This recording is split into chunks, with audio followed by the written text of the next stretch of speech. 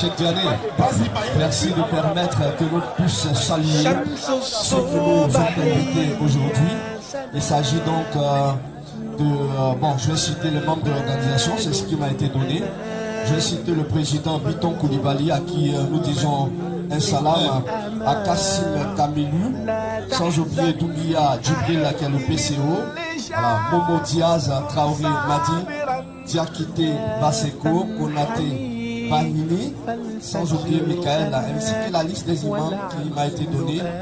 Imam Abou Keïta, Aboubakar Diawara, Aboubakar Kouma, le Raïs Kamara, ainsi que l'imam Sori, l'imam Diakité Ibrahim et l'imam Abakar Traoré, à qui nous disons Shukran lakum jazilan jazakumullahu khairan, barakallahu fikum.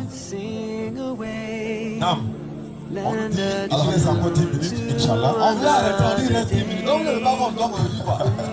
Et même maintenant, on a un mouvement, on va aller dans d'autres trucs. Inch'Allah, on va prendre d'autres. C'est la première fois, il faudrait qu'on la fasse. De toute façon, on est en week-end, on est en train de faire notre show. C'est pas faux. C'est mieux que d'aller dans Maki. Non, pardon, il reste 10 minutes. C'est mieux que d'aller dans Maki, n'est-ce pas? C'est mieux que d'aller dans Bar, n'est-ce pas? Actuellement, Allah a épargné beaucoup d'hommes d'aller voir une contrée quelque part. C'est pas faux. Attaque-lui. Allah, si on dit prochainement qu'on vient d'Abou, pardonnez, faites plus de mobilisation, invitez tout le monde pour qu'on revienne, Inch'Allah. Ce sera avec plaisir. Bismillah. Sur ce, j'appelle M. Traoré Cheikh.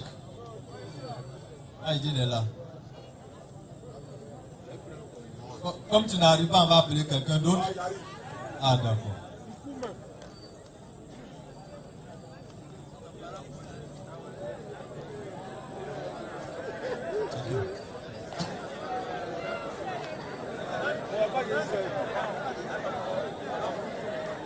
Ah, Traoré.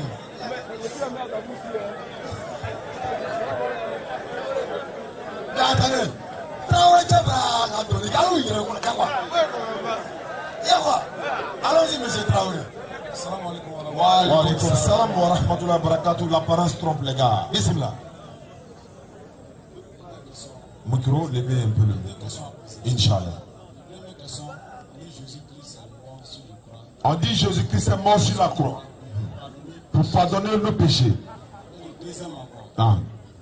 Avant Jésus, non. Ceux qui étaient là, oui. Abraham, Noé, et voilà la fête parce que Jésus n'était pas là pour mourir pour pardonner les péchés. Question. Subhanallah. Inch'Allah. Ah, il Traoré. Ah, ça fait. Ah, il Traoré. On est à tous les Traoré de Dabou. Alhamdulillah, Inch'Allah. Le fait demande comme ça, est-ce que les prophètes qui sont venus avant Jésus-Christ, est-ce que eux, ils n'iront pas au paradis parce qu'ils n'ont pas cru à la mort de Jésus, subhanallah? Ils iront au paradis puisque c'est des élus d'Allah et Allah leur a destiné déjà les portes du Jannat al-Firdaus. Maintenant, est-ce que c'est la mort de Jésus-Christ qui sauve? Question. Bibliquement parlant, non. Maintenant, s'il y a un chrétien dans la foule qui peut nous démontrer que c'est la mort et le sang du Christ qui sauve, nous sommes prêts à l'écouter. Mais déjà, nous allons vous montrer que la mort de Jésus ne sauve pas. Et d'ailleurs, oui, Jésus n'est pas encore mort, selon la Bible. Oui. On va commencer par Deutéronome 22, 21. Là, Deutéronome 21, verset 22 à 23. Bismillah.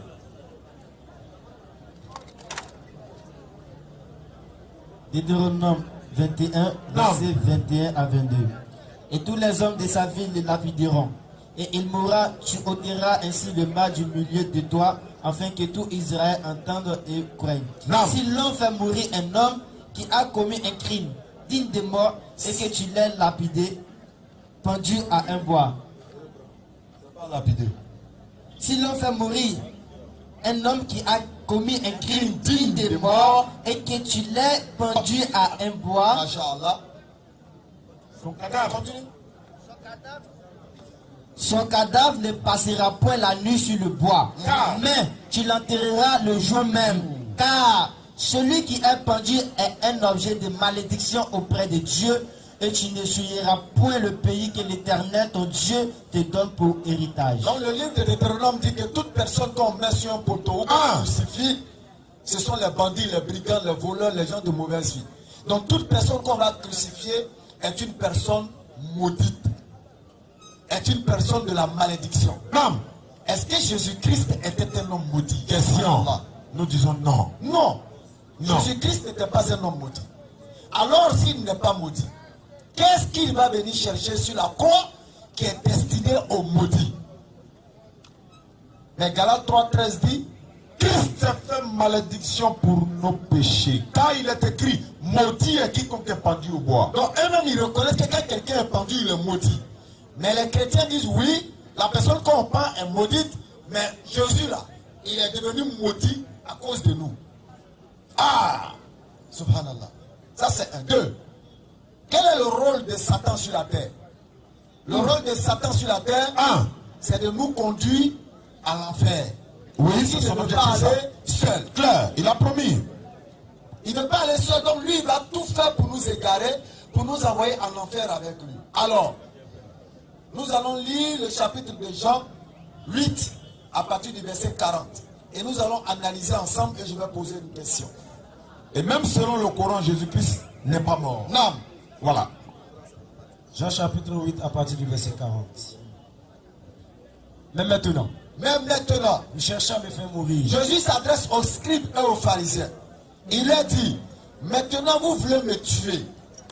Moi qui vous ai dit la vérité que j'ai. Moi Jésus, je vous ai annoncé la vérité que Dieu m'a envoyé vous annoncer. Cela, Abraham ne l'a point fait. Abraham ne peut pas tuer un homme qui vient lui annoncer la parole de Dieu. La preuve, quand Abraham a reçu les anges qui venaient lui annoncer une parole de la part de Dieu, il les a accueillis. Et selon la Bible même, ils ont mangé mouton rôti, tout ça. Oui. Alors qu'un ange ne mange pas, ça c'est encore une erreur biblique. On continue.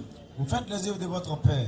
Vous faites les œuvres de votre Père. C'est-à-dire vouloir me tuer, vous faites les œuvres de votre Père. Mais il s'agit de quel Père? Il lui dit, les scribes et les pharisiens vont dire à Jésus, nous ne sommes pas des enfants illégitimes. nous on n'est pas des enfants illégitimes. Nous avons un seul Père. Dieu. Nous avons un seul Père.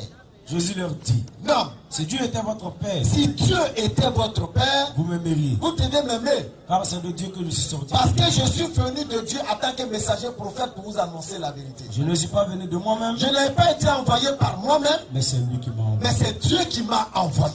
Pourquoi? Mais pourquoi? Ne comprenez-vous Pourquoi pas vous ne comprenez pas le langage du Christ? Il n'a pas Dieu, il est un envoyé de Dieu aux enfants d'Israël. Pourquoi vous ne comprenez pas mon langage? Parce que vous ne pouvez écouter ma parole. Parce que vous refusez d'accepter la vérité. Vous avez pour père le diable. Jésus-Christ a dit aux scribes et aux pharisiens que votre papa n'est pas Dieu mais le diable. Et vous voulez accomplir les désirs de votre père. Et il a dit que vous voulez accomplir les désirs de votre père qui est le diable. Il a été meurtrier dès le commencement. Parce que lui, il est bandit depuis la création du monde. Continue. Et il ne se tient pas dans la vérité. Non. Parce qu'il n'a pas de vérité en lui. Exact. Lorsqu'il profère le mensonge, il parle de son propre fond. D'accord. Car il est menteur et le père du mensonge. Très bien. Lorsque Jésus-Christ plante ce décor, il dit les scribes et les pharisiens, vous voulez me tuer parce que celui qui est votre père, qui vous inspire le fait de vouloir me crucifier là, c'est le diable. Ah! Alors que j'ai dit tout à l'heure que la mission du diable c'est de nous égarer. Si tu es Jésus, oui, devait sauver l'humanité. Qui devait être le premier à s'opposer à la mort de Jésus? Logiquement, c'est le diable. C'est le diable. Je répète. Si la mort de Jésus et que son sang devait couler pour sauver l'humanité, qui devait être le premier à s'imposer, à protéger Jésus, ça devait être le diable parce qu'il ne veut pas que l'humanité soit sauvée. Mais malheureusement, dans l'histoire de la Bible, c'est le diable qui inspire les gens pour tuer Jésus. Parce que le diable sait qu'en tuant Jésus, c'est une œuvre mauvaise. Oui. Il sait que c'est une œuvre qui ne peut pas sauver. Tuer un innocent, ça ne peut pas sauver. Donc la mort du Christ ne peut pas sauver. Claire. Et quand nous prenons la base des deux doctrines, parce qu'il y a la doctrine de Jésus et il y a la doctrine des chrétiens. On va lire les deux doctrines qui vont nous montrer comment on fait pour aller au paradis. Selon les chrétiens, pour aller au paradis, il faut croire que Jésus est Seigneur, qu'il est mort et son sang a coulé. Romains chapitre 10, verset 9. Romains 19. Si tu confesses de ta bouche. Selon les chrétiens, la base de leur doctrine chrétienne, c'est quoi? Si tu confesses de ta bouche le Seigneur Jésus, que Jésus est Seigneur, créateur des cieux et de la terre, et si tu crois dans ton cœur et si tu crois dans ton cœur que Dieu l'a ressuscité, qu'il est mort et que Dieu l'a ressuscité, tu seras sauvé. Tu vas au paradis. Voilà ce que les chrétiens disent. Mais qu'est-ce que Jésus lui a dit?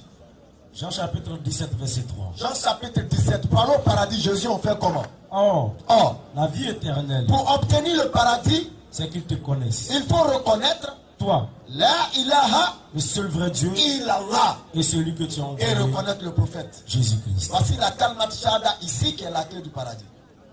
Jésus n'a pas dit de croire à sa mort pour aller au paradis. Et nous bouclons avec Romains chapitre 5, non? Romains 5, Hébreux 5, 7. Nous terminons avec Hébreux 5, 7.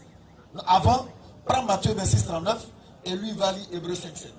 Vous allez voir la chronologie des deux versets et on va comprendre que Jésus ne pouvait pas mourir. Bismillah. Matthieu 26, verset 39. Non. Puis, ayant fait quelques pas en avant, Jésus, quand il a senti que les scribes et les pharisiens voulaient le tuer, il se jeta sur sa il va aller dans le jardin de Gethsemane et puis il va s'éloigner un peu et il va faire soujoud, il va se prosterner. et pria ainsi. Et puis il va commencer à invoquer l'Éternel. Mon Père, Il va dire, Seigneur, s'il est possible si vraiment tu pouvais, que cette coupe se si livre de tu moi, pouvais me sauver, m'épargner cette mort, toutefois, non pas ce que je veux, pas ma volonté, mais ce que tu veux. ta volonté. Parce que Jésus-Christ, il sait que sa volonté n'est pas au-dessus de la volonté de l'Éternel. Mais il sait pertinemment que quand lui demande quelque chose à Dieu, Dieu va lui donner. Et là, Jésus demande à ne pas mourir. Comment est-ce que sa mission peut être de mourir? Et lui, il vient dire à Dieu, je ne veux pas mourir. Il y a problème. Parce qu'en réalité, il n'est pas venu pour mourir. C'est pourquoi il dit à Dieu, sauve-moi de la mort de ces bandits-là. Ils veulent me tuer. Protège-moi. Est-ce qu'il va être exaucé? Oui ou non? Hébreux 5, chapitre 7 nous répond. C'est lui C'est lui, Jésus. qui, dans les jours de sa chair, Dans les jours de sa chair, dans Matthieu 26, 39, ayant présenté avec de grands cris, il va prier. et avec l'âme des prières, et Il des va supplications, pleurer. Il va faire des doigts, des invocations à celui qui pouvait le sauver de la mort, à Dieu. et ayant été exaucé Et il a été exaucé à cause de sa vie. à cause de sa sainteté et de sa piété. Mais quelqu'un qui a fait une doigt, je ne veux pas mourir, et qu'il a été exaucé de la mort, est-ce que ça veut dire qu'il est mort?